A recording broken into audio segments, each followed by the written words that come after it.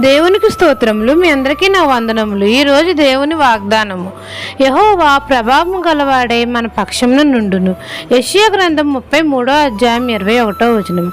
సైన్యములకు అధిపతి అయిన మన తండ్రి అయిన యెహోవా మహాప్రభావం గలవాడే మన పక్షమున ఉంటానని మనతో సెలవిస్తున్నాడు.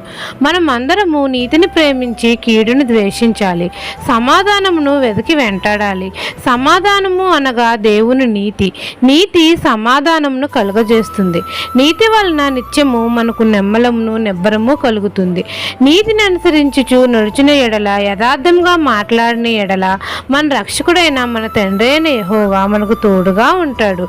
మనలను ఉన్నత స్థలముల మీద ఎక్కిస్తాడు. ఉన్నత స్థలముల యందు మనలను నివసింపజేస్తాడు. యెహోవా ప్రభావము గలవాడే మన పక్షమున ఉంటాడు. నిత్య జీవమును మనకు దయచేస్తాడు. అలంకరింపబడిన రాజును మనము కన్నులారా చూస్తాము. సియోను పట్టణంలో మనం అందరము నిమ్మలము కలిగి జీవిస్తాము. యెహోవా మనకు న్యాయాధిపతిగా ఉంటాడు. ఆయన మనకు రాజు. ఆయనే మనలను రక్షిస్తాడు.